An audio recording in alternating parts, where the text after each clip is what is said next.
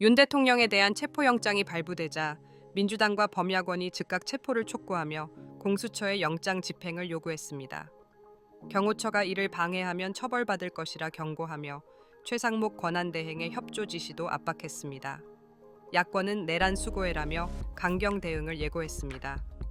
윤 대통령 체포영장 발부에 국민의힘이 증거 인멸 우려 없는 대통령을 구금하는 건 부적절하다며 반발했습니다. 권영세 비대위원장은 추가 사과는 없다고 선을 그었지만 당내에서는 법 앞에 평등해야 한다는 비판도 나왔습니다. MBC 취재로 신길동 비밀 구금시설에서 계엄 전 HID 요원 선발 회의가 열렸던 사실이 확인됐습니다. 정보사 정 대령과 김 대령은 계엄 선포 3주 전부터 이곳에서 회의를 가지며 작전을 조율한 것으로 드러났습니다. 국방부는 해당 시설 존재를 부인했지만 추가 조사가 필요하다는 지적이 나오고 있습니다. 국회가 선출한 헌법재판관 3명 중 2명만 임명한 최상목 권한대행의 결정에 여야가 모두 강하게 반발했습니다. 국민의힘은 탄핵 협박에 굴복했다며 비판했고 민주당과 국회의장은 국회의 권한을 침해한 위헌적 결정이라며 즉각 임명을 촉구했습니다. 12.3 내란 주도자 중 한 명인 노상원 전 정보사령관이 선관위 직원들에게 부정선거 허위 진술을 받아내기 위해 고문을 계획한 것으로 드러났습니다.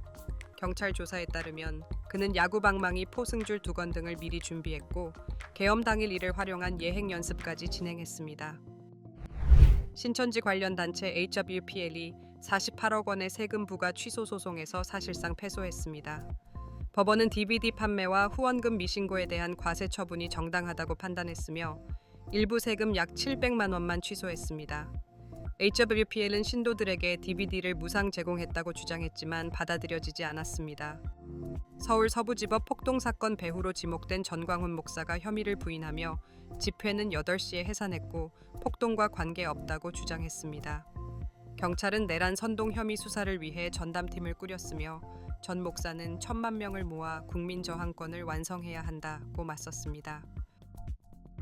오는 3월 전공의 수련을 앞두고 사직 레지던트 9천여 명 중 단 2.2%인 199명만이 지원했습니다.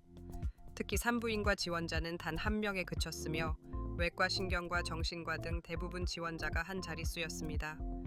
정부의 복귀 유도 조치에도 효과는 미미했고 수련 병원들은 추가 모집을 진행할 예정입니다. 경영권 승계 과정에서 부당 합병과 회계 부정 혐의로 기소된 이재용 삼성전자 회장의 항소심 선고가 내일 진행됩니다. 1심에서는 모든 혐의에 대해 무죄가 선고됐으며 재판부는 합병이 이 회장의 승계를 위한 것이라 단정하기 어렵다고 판단했습니다. 고금리, 고물가 여파로 가계와 기업의 대출 연체가 늘면서 5대 시중은행이 지난해 7조 원 규모의 부실 채권을 정리했습니다. 이는 전년 대비 30% 증가한 수준으로 은행권은 연체율 상승에 대비해 건전성 관리에 집중할 계획입니다. 지난해 우리나라의 1인당 GDP가 36,024달러로 증가하며 일본과 대만을 넘어섰습니다. 경상 GDP 증가율이 5.9%를 기록한 것이 주요 요인으로 분석됩니다. 정부는 올해 1인당 GDP가 37,041달러까지 상승할 것으로 전망했습니다. 국내 경제학자들은 올해 한국 경제 성장률을 정부 전망치보다 낮은 1.6%로 예상했습니다. 64%가 성장 정체를 전망했으며 산업 경쟁력에 대해서도 절반 이상이 비관적이라고 답했습니다. 트럼프 2기 행정부가 출범할 경우 보호무역 강화로 우리 경제에 부정적 영향을 미칠 것이란 의견이 83%에 달했습니다. 현대차와 기아가 지난달 미국에서 역대 최고 1월 판매 실적을 달성했습니다.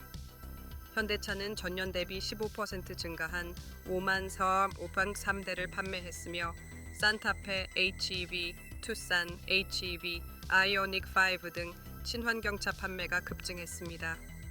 회사 측은 전기차 하이브리드 모델의 지속적인 수요 증가를 강조했습니다.